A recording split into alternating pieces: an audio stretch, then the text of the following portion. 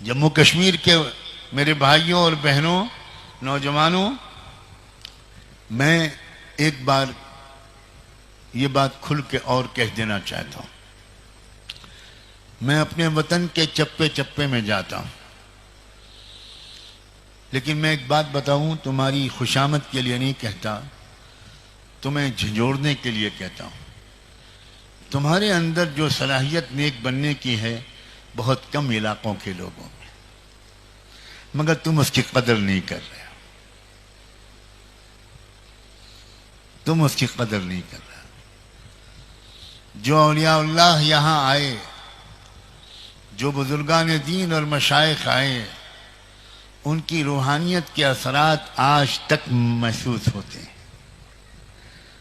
تم اپنے کو معمولی مت سمجھو، تمہارے اندر پوٹینشل ہے، لیکن تم اپنی دل کی کھیتی کو پانی نہیں دے رہے، اپنے دل کی زمین میں کھاد نہیں ڈال رہے، تمہارے اندر کی ایمانی کھیتی سوکھی جا رہی ہے۔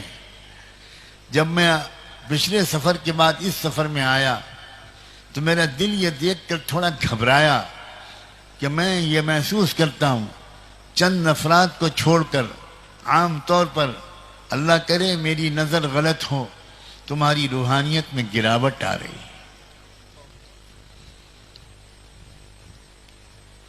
توبہ کرو، اس صلاحیت کی قدر کرو جو اللہ نے تم کو دی ہے۔ تمہارے کتنے ڈاکٹروں کو دیکھ کر یقین ہی نہیں آتا کہ یہ ڈاکٹر ہیں، یہ نظر آتا ہے کہ کسی مدرسے کے شیخ الحدیث ہیں۔ تمہارے کتنے وکیلوں کو دیکھ کر یہ یقین ہی نہیں آتا یا اندازہ نہیں ہوتا کہ یہ ایڈوکیٹ ہیں، لائر ہیں۔ معلوم ہوتا ہے کسی مدرسے میں قرآن پڑھاتے ہیں۔ الحمدللہ یہ دولت صرف آپ کو حاصل ہے اور جلنے والوں کی نظر آپ پر لگی ہوئی ہے۔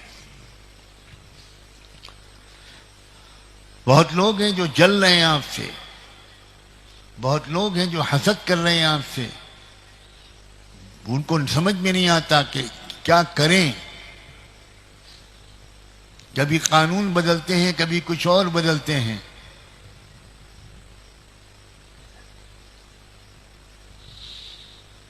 شیطان اور شیطان کے سپورٹرز تم سے تقوی کی چادر چھین لینا چاہتے ہیں، تم سے ایمان کا نور چھین لینا چاہتے ہیں۔ ہمت کر کے انشاءاللہ فیصلہ کر لو کہ ہم کچھ بھی حالات آئیں گے، ہم اپنے آقا کے غلام رہیں گے، ہم اپنے آقا کا دامن نہیں چھوڑیں گے، ہم قرآن کا دامن نہیں چھوڑیں گے، ہم اسلامی تہذیب کو نہیں چھوڑیں گے، ہم بے پردگی کو اختیار نہیں کریں گے، ہم بے شرمی کو اختیار نہیں کریں گے۔